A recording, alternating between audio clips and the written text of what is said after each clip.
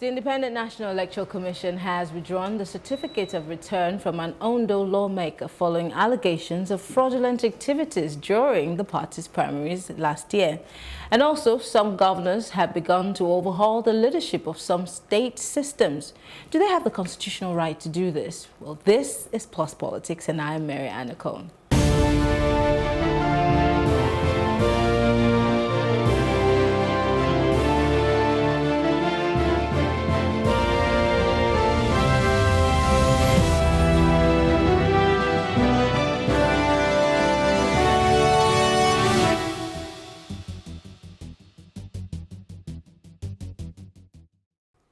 The Independent National Electoral Commission (INEC) has withdrawn the certificate of return given to Mr Sina Akinwumi, a member of the All Progressive Congress who was earlier declared winner of the March 9 House of Assembly election in Okitipupa Constituency II. Now, the court declared James Ololade-Gbegudu winner of the party primaries and was presented with a certificate of return. Now, we have a guest in the studio. She's going to be discussing with us about this issue. We have Obi Ajegbo. She is our very good friend and a legal practitioner. It's good to have you join us, Obi. Nice to be here again. So, this is not the first time we're seeing INEC take certificates from one candidate and give it to another. And I keep asking the same question, which I'm going to ask you. Does this not fault this whole 2019 elections? Because the whole country is made to believe that this person won with this amount of votes, and then the court comes up and upturns. It just, for me, I'm wondering, does this not make us a mess of the whole electoral process? No, it's a learning process. It's a learning process. What happened is there's in the constitution, each party has their own independent constitution and states how they will organize their primaries. So let's say they organize their primaries and Mr. A won. And then later on, maybe for some selfish reasons or for other political reasons, they now remove Mr. A's name and put Mr. B. Then at the end of the day, the court will upturn it. That's what happened. Because I remember there was a story that was published in December of last year when it was referred to a crisis that was rocking the APC at the time. And then APC sued allegedly for substitution of the Ondo House of Assembly candidate. Now, I'm guessing that this is what has metamorphosed to what we're having today.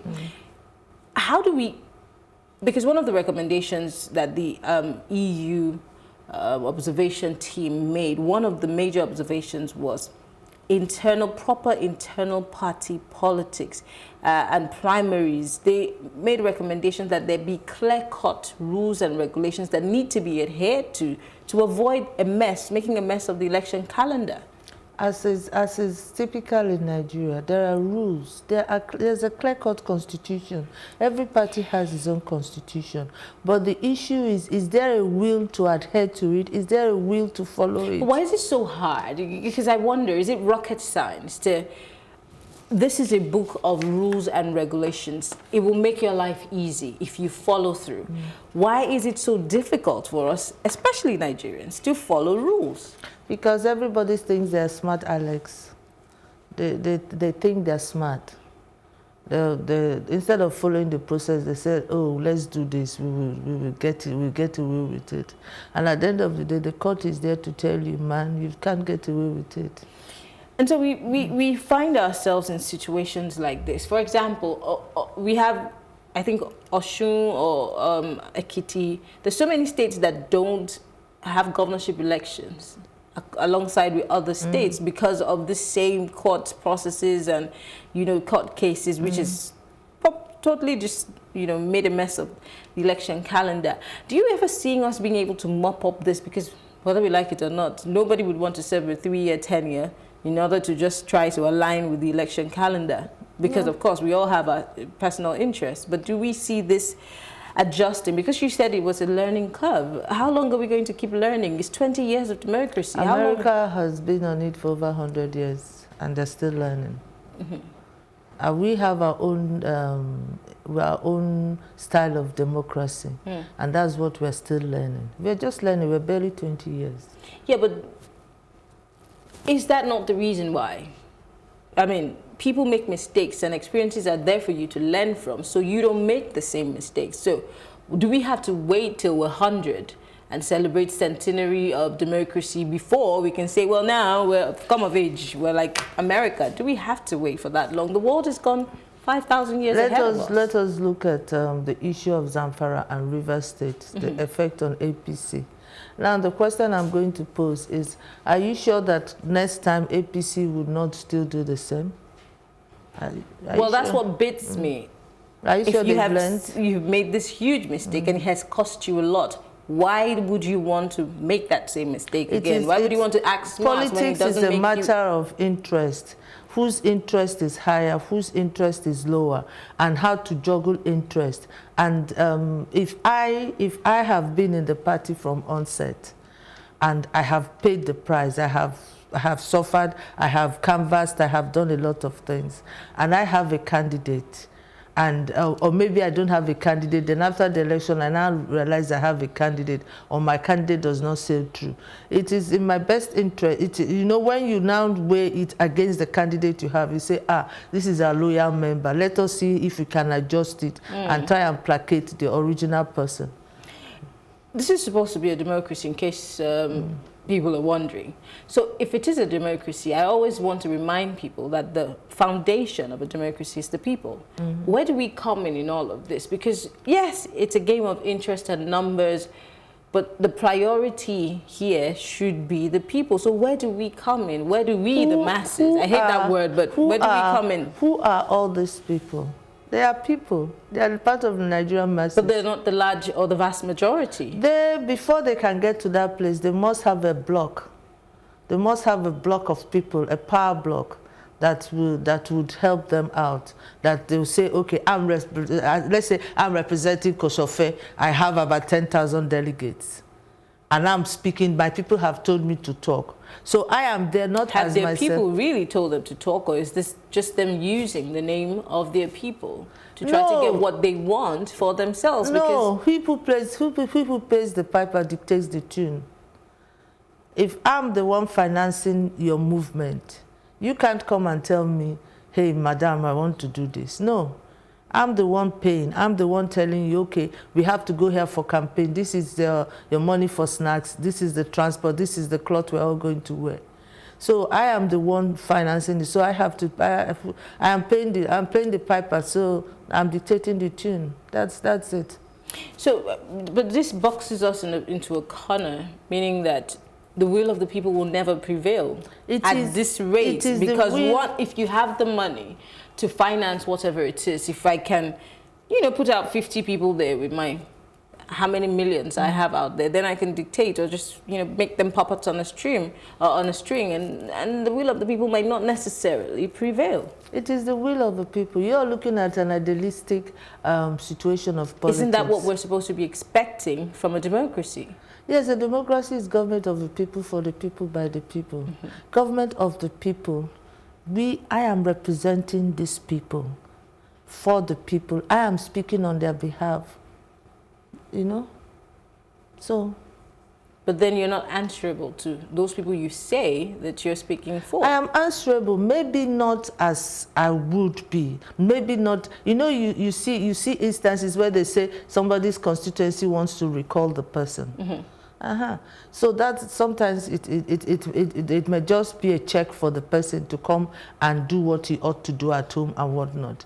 But we're getting there. I'm very optimistic we'll get there. Now, talking about the court now, because you are an officer of the law, and I like to make reference to that. A lot of times people point fingers to the court for slow, hearings, slow processes, and so we end up having to chuck somebody out midway of a tenure, so it's a bit of a mess also. How does the court intend to change these processes? I mean, what can be done, maybe in the future to somewhat ease up?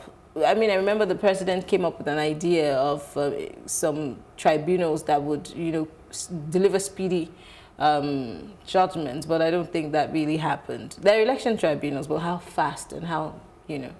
First of all, there are certain processes that must be taken. There are certain processes like you have filed a case. Has the other person been served? If the person has not been served, if the person refuses service, what are the alternatives you have to do? Those are things that are fundamental things that you have to do before any case. And it could take a while. So there's really nothing. That's why I'm happy that the Lagos State is beefing up the arbitration, because with arbitration you can go in and out in under 2-3 months or whatever and get your judgment and go to court, and it turns into law. So how long does it take for any state to speed up arbitration or to get its own, you know, arbitration to work faster? It depends on the state. It depends on the state's desire to see that commerce is accelerated. Because with arbitration, if I have a foreign partner and we have a dispute, we can solve it in under 2-3 months, and the transaction goes on. Arbitration is not as harsh as judiciary. When you go through court, it's as if you're enemies. But arbitrations, you can all sit down and talk rudely. Is that a form of mediation, or that's totally different? It's a form of mediation. So there's no judge in this case. There's a mediator. I see. A mediator, and each person will be represented by a lawyer. Interesting. So, but a lot of people would rather, you know, in Nigeria, we like the idea of going to court. I'm taking you to court. Do we see a lot of people embracing, a lot of states embracing this? Embracing what? Arbitration. I think they should. But one thing I've noticed about Lagos State is maybe because of the cosmopolitan nature of Lagos State, it's a pace setter in most things. But I would embrace other states, because it's no use having there was a land case that took 30 years. Within these 30 years, the beneficiaries, some of them have died. Some of them could not go to school because their money was taken, somebody's just somewhere, just felt the money was not good for them, it's good for him. And, you know, so, but those are the things that I feel that you can do. I use arbitration to sort out. But if you want to go to court, all well and good, more money for the lawyers. Going back to the EU's recommendations to Nigeria and INEC, a lot of people say it's too primary. I mean, it's too obvious. It's out there. But I'm asking, if it's so out there, why is it so difficult for INEC to implement, or even political parties to implement? But my question is, do we see INEC and the federal government taking this very seriously? We heard Mr. President's spokesperson saying, we heard you, we will look into it. But is it just lip service so that, hey, EU, thank you, but shut up? Or are they saying, we're really going to look into it and we're going to make a change before we get out of office, even though we don't think we want to go for another term? You see, it's very easy for us to be at the outside and criticize the government. But they have, you can imagine the tons of papers they have, that sometimes some ideas get caught up in the woodwork and they forget about it.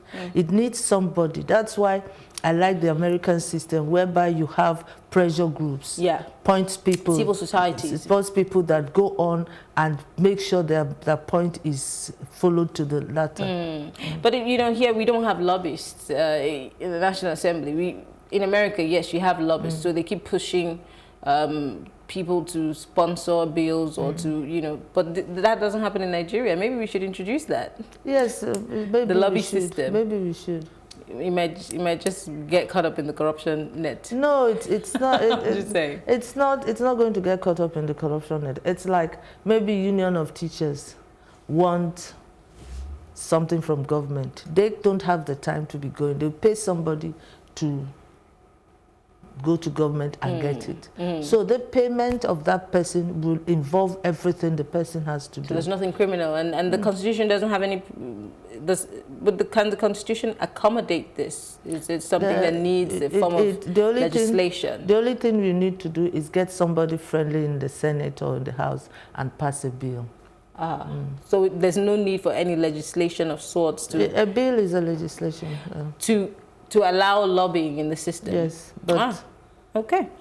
All right, we'll take a short break. We still have Obi Ajegbo in the studio. We're looking at the issue of the 2019 primaries fraud. Apparently, INEC had withdrawn a certificate of return from an Ondo lawmaker. We'll take a break. When we come back, there has been a lot of sacking in certain governments, ministries, departments, and agencies. We're going to be talking about how constitutional and how right that is. Of course, we know that the local governments have been asking for their autonomy, but is this the way to go? We'll be right back after the break.